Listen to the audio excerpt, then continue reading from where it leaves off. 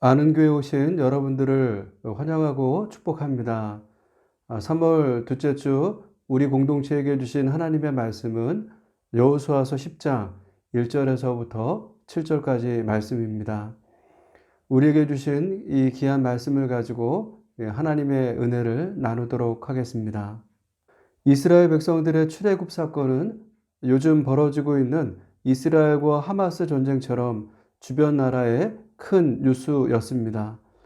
그들이 어떻게 애굽에서 나올 수 있었고 어떻게 홍해를 건넜는지 매일의 뉴스 속보처럼 주변 나라에 전해진 것입니다.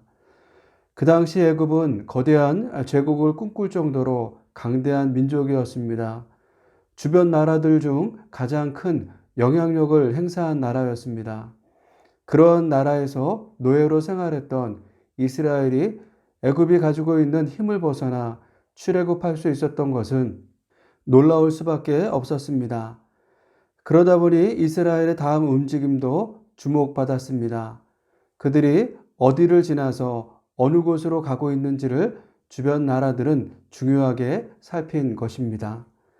출애굽 후 1년이 되었을 때 이스라엘 백성들은 가데스 바네아에 이르렀습니다.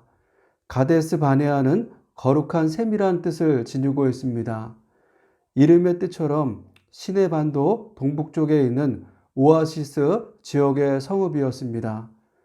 바란 광야와 신 광야 사이에 있는 사막지대에서 물이 나는 곳이 없었기 때문에 가데스 바네아는 일찍부터 성읍이 발달하였습니다. 가나안으로 이주한 아브라함도 한때 이 근방에 정착하였고 여주인 사라를 피해 도망한 하갈이 광야에서 여호와의 천사를 만나 위로를 받은 곳 역시 이곳이었습니다. 이처럼 가데스 바네아는 가나안 내륙에서 그리 멀지 않은 곳에 있었습니다. 그들의 행보를 주목하고 있던 가나안 사람들은 이스라엘이 가까이 왔을 때 두려워하며 지켜봤습니다. 그런데 얼마 지나지 않아 이스라엘의 발걸음이 자기들 쪽이 아니라 광야 쪽으로 돌리는 것을 보고 안심했습니다. 그런 후 38년이라고 하는 시간이 지났습니다. 다시 이스라엘이 그들에게 온다는 소식이 들려왔습니다. 이번에는 그들의 움직임이 예전과 다르다라고 하는 소식도 들립니다. 거침없이 요단 동편에 이르렀다라고 하는 말과 함께 요단 동편 왕들이 이스라엘에 패했다라고 하는 소식도 들렸습니다. 이러한 소식들은 가나안 땅의 여러 왕들을 두렵게 했습니다. 그럼에도 한편으로 안심했던 것은 넘실대는 요단강 물과 높이 솟은 여리고성이 있었기 때문이었습니다. 그런데 그들의 생각과는 달리 이스라엘이 요단강을 손쉽게 건넌 것입니다. 여리고성과 아이성도 너무 쉽게 무너져 폐허가 되었습니다. 이러한 소식들은 더 이상 가나안은 안전한 곳이 아니라고 하는 생각을 하게 했습니다. 그래서 그들은 가나안을 지키기 위해 연합해서 대항하기로 한 것입니다. 모두가 연합하기로 할 때 기브온 족속은 동참하지 않았습니다. 그들이 연합에 함께하지 않은 것은 하나님께서 이스라엘에게 행하신 일들을 들었기 때문입니다. 하나님께서 이스라엘에게 행하신 일들이 그들의 마음을 두렵고 떨리게 하기도 했지만 이 일들로 인해서 하나님만이 진짜 하나님이시라고 하는 사실이 믿어진 것입니다. 그런데 어떻게 보면 연합에 함께하기로 한 가나안 여러 족속도 하나님께서 하신 일들을 들었습니다. 이스라엘의 출애굽과 그들의 움직임은 큰 뉴스였기 때문입니다. 그럼에도 그들은 연합해서 이스라엘과 싸우기로 했고 기브온은 화친하기로 한 것입니다. 사랑하는 여러분, 여러분들은 이러한 사실을 통해서 무엇을 깨달으십니까? 저는 이 말씀을 들으면서 같은 이야기를 들어도 보이는 반응이 이렇게 다를 수 있겠다는 생각을 해보았습니다. 분명 보였던 반응이 다르니 당연히 결정도 다르게 내릴 것이고 결정을 다르게 내렸으니 그에 따른 결과도 당연히 다를 것입니다. 그런데 그 결과가 우리에게 중대한 영향을 끼칠 수 있다면 여러분은 어떻게 하시겠습니까? 사도행전 2장을 보면 베드로가 유대인들과 예루살렘에 사는 모든 사람에게 그들이 죽인 예수가 하나님의 아들이며 우리의 주와 그리스도가 되신다고 선포했습니다. 수많은 사람이 베드로의 말을 듣고 37절의 말씀처럼 마음에 찔렸다라고 했습니다. 마음에 찔린 그들은 베드로와 사도들에게 이제 우리는 어떻게 해야 하는지 물었습니다. 그러자 베드로가 회개하여 예수 그리스도의 이름으로 세례를 받고 제사함을 받으라라고 하자 그 말을 듣고 회개한 사람이 3,000명이었습니다. 반면 사도행전 7장을 보면 스데반 집사가 유대인들에게 잡혀 예루살렘 공회에 서게 되었습니다. 그는 공회의 모든 사람 앞에 이스라엘 역사 속에 함께 하셨던 신실하신 하나님에 대해서 전했습니다. 그러면서 하나님의 신실하심과 다르게 우리의 조상들은 얼마나 불의했는지도 말했습니다. 그는 이렇게 공회에 있는 자들을 책망하면서 너희들도 너희들의 조상들처럼 불의로 의로우신 예수님을 죽였다고 했습니다. 그러자 54절의 말씀을 보면 이 말을 듣고 그들의 마음도 찔렸다고 했습니다. 그런데 이번에는 스데반을 향해서 이를 갈았다고 했습니다. 사도행전 2장이나 7장은 모두 진리의 말씀이 그들에게 선포된 것입니다. 그러나 그들의 반응은 달랐고 보였던 태도도 달랐습니다. 이후 삶의 결과도 달랐습니다. 2장의 사람들은 믿고 주님의 자녀가 되었습니다. 7장의 사람들은 이를 갈며 스데반을 죽이는 죄를 범했습니다. 사랑하는 여러분, 오늘 말씀처럼 우리 삶에 들려지는 주님의 메시지에 대한 반응은 우리의 선택에 달려 있습니다. 어떠한 선택을 하느냐에 따라 그 결과도 다릅니다. 여러분들은 어떠한 선택의 갈림길에 있습니까? 원하기는 우리 아는 교회가 하나님의 말씀에 온전하게 반응하여 나아가는 교회 되기를 축복합니다. 이제 이스라엘과 싸우기로 한 가나안 연합국들은 기브온이 이스라엘과 화친을 맺었다라고 하는 소식에 크게 두려워했습니다. 2절의 말씀처럼 기브온은 아이보다 큰 성이었고 강한 족속이었기 때문입니다. 이러한 상황에서 3절과 4절의 말씀을 보면 예루살렘 왕 아도니 세덱은 기브온을 공격하기로 결심을 하고 아모리 족속의 다른 왕들에게 연합을 요청합니다. 마음과 뜻을 같이 한 아모리 족속의 5 왕들이 모든 군대를 거느리고 기브온과 싸우기 위해 진을 칩니다. 5절 말씀입니다. 아모리 족속의 5 왕들 곧 예루살렘 왕과 헤브론 왕과 야르뭇 왕과 라기스 왕과 에글론 왕이 함께 모여 자기들의 모든 군대를 거느리고 올라와 기브온에 대진하고 싸우니라. 아모리 족속의 5 왕들이 연합해서 기브온 진영 앞까지 온 것을 본 기브온은 자신들의 힘으로는 결코 그들과 상대해서 이길 수 없다고 생각했습니다. 서둘러서 길갈 진영에 있는 여호수아에게 도움을 요청했습니다. 도움을 요청하면서 그들이 아모리 사람들을 어떻게 불렀습니까?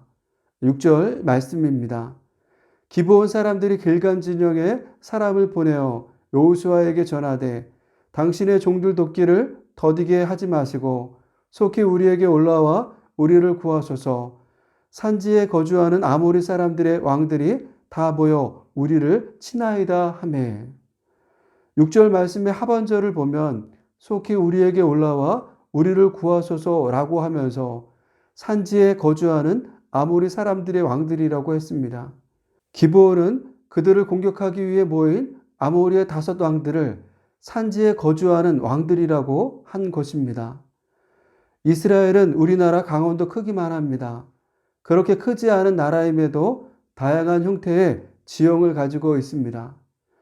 남쪽은 네게부 사막을 비롯한 사막 지형이고 북쪽은 고산의 산지로 되어 있습니다. 서쪽은 지중해 해안을 따라 평야 지형이고 동쪽은 요르단 계곡과 같은 협곡으로 되어 있습니다. 이러한 지형의 노아의 둘째 아들 함의 후손 가운데 가나안이 그 땅에 정착한 것입니다. 정착 후 7개의 족속으로 나누어졌고 각각의 도시국가를 형성한 것입니다. 신명기 7장 1절의 말씀입니다.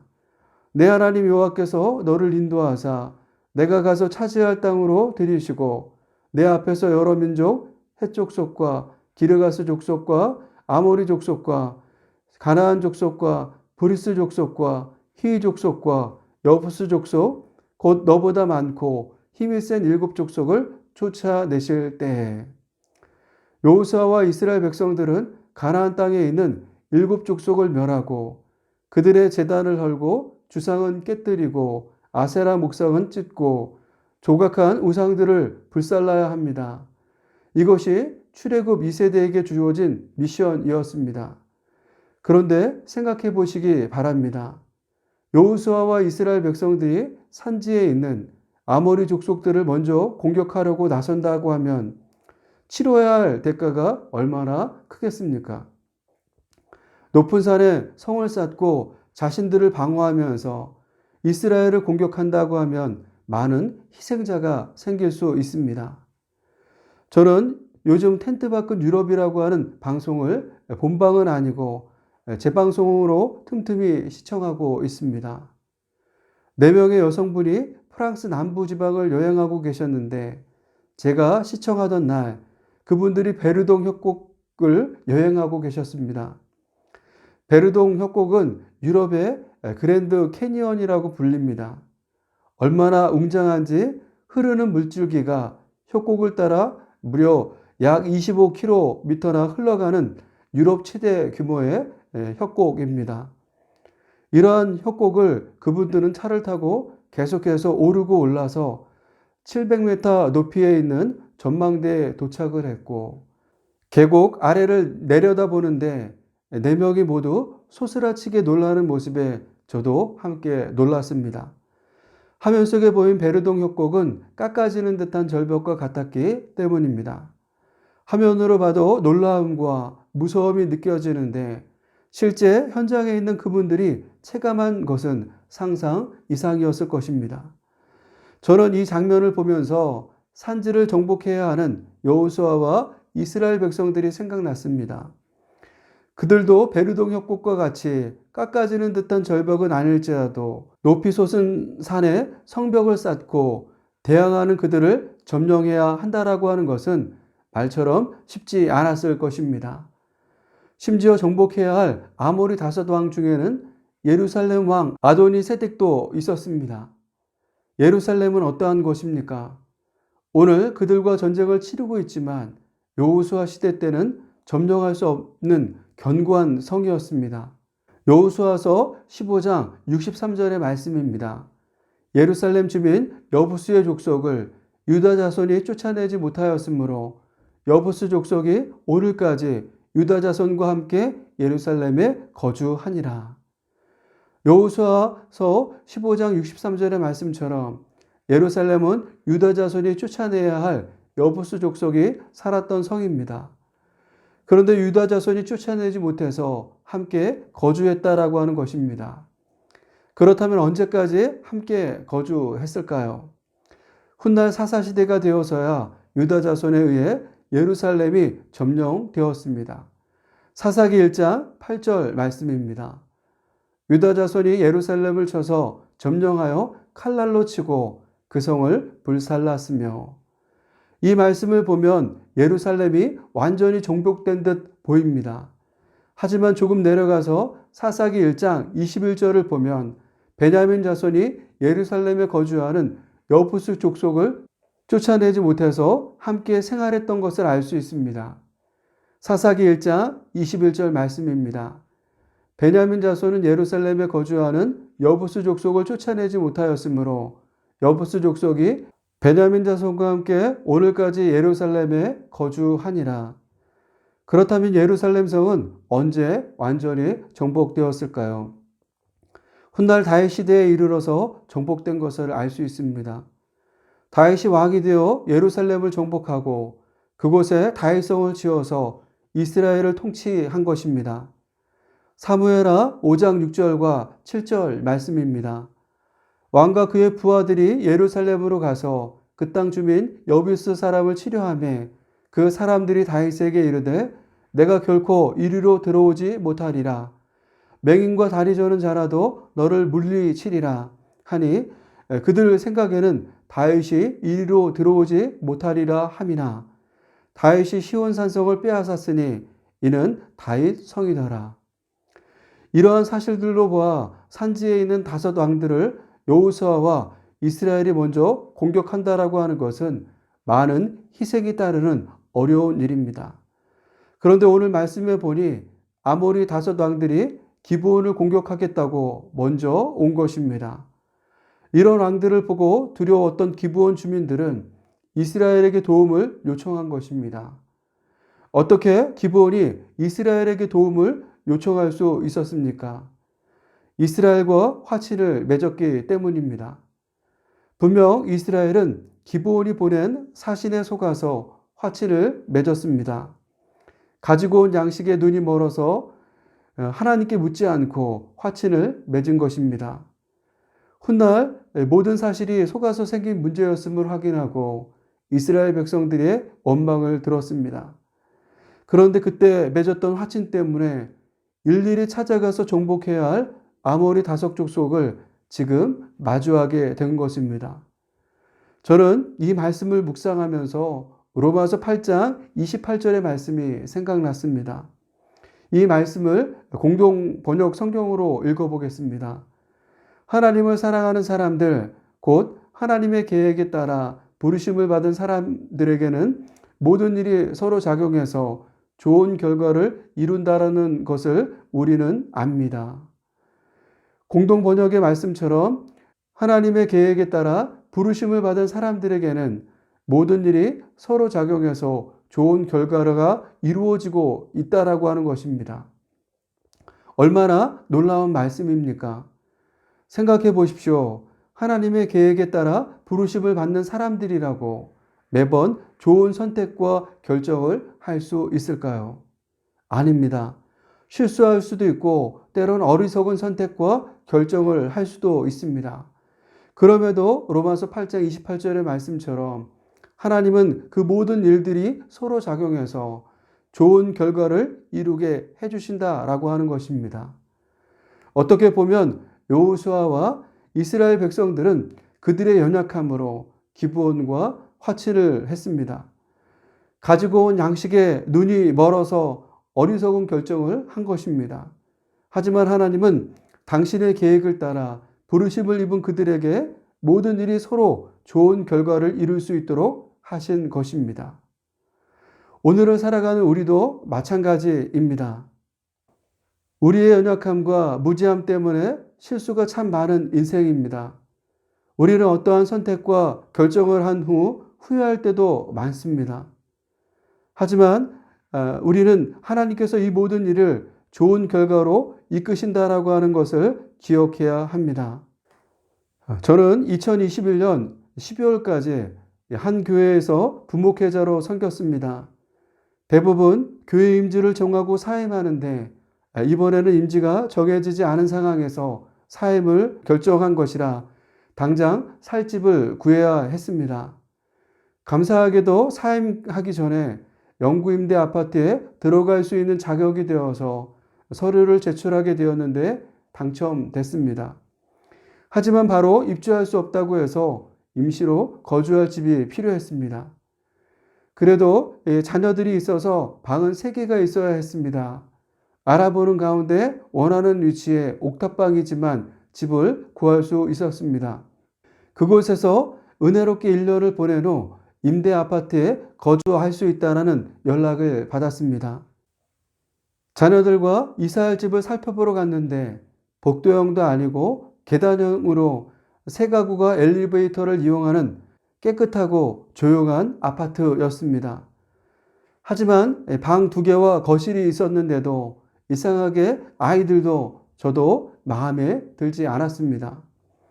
이유는 아파트 위치가 옥탑방보다 교통편이 불편했기 때문입니다. 그래도 옥탑방은 역세권이어서 지하철과 버스 타고 내리기가 쉬운데 임대 아파트는 조금 더 멀었습니다. 그럼에도 각각의 방이 크면 마음에 들었을 텐데 방들이 옥탑방보다도 작았습니다. 화장실도 하나였는데 아이들이 크다 보니 적어도 2개의 화장실이 있었으면 좋겠다고 생각을 했습니다. 아쉽지만 임대 아파트는 포기하고 어떻게 해야 할지 고민하고 있을 때 누군가 전세주택을 권하는 것이었습니다. 한 번도 전세주택을 생각해 보지 않았는데 그분의 말에 알아볼 마음을 주셔서 현재 거주하고 있는 집으로 이사할 수 있었습니다. 놀랍게도 현재 거주하는 집은 방 3세, 옥탑방이 따로 있고 3개의 화장실이 있습니다. 화장실이 2개만 있어도 좋겠다고 생각했는데 3개나 생긴 것입니다. 돌아보면 교회를 사임하면서 최선이 영구 임대 아파트라고 생각을 했는데 하나님은 더 크고 좋은 것을 준비하고 계셨습니다. 이 모든 일들을 돌아보며 합력하여 선을 이루시는 하나님을 깊이 경험할 수 있었습니다. 우리 아는 교회 모든 성도님들이 이런 은혜를 누리시기를 축복합니다. 사랑하는 여러분, 우리의 삶이 완벽했으면 좋을 텐데 현실은 그렇지 않습니다. 실수와 실패로 넘어지고 쓰러지는 것이 우리의 인생입니다. 하도 넘어져서 답답할 때가 얼마나 많은지 모릅니다. 감사로 가득해야 할 입술이 한숨으로 가득할 때가 많습니다. 희망과 소망으로 가득해야 할 마음이 분노와 절망으로 가득할 때가 많습니다. 하지만 이러한 때에도 하나님은 우리의 삶에 역사하셔서 우리의 한숨을 바꾸어서 기쁨의 찬양을 고백하게 하시는 줄 믿습니다. 이 은혜가 우리 아는 교회에 함께 하시기를 축복합니다.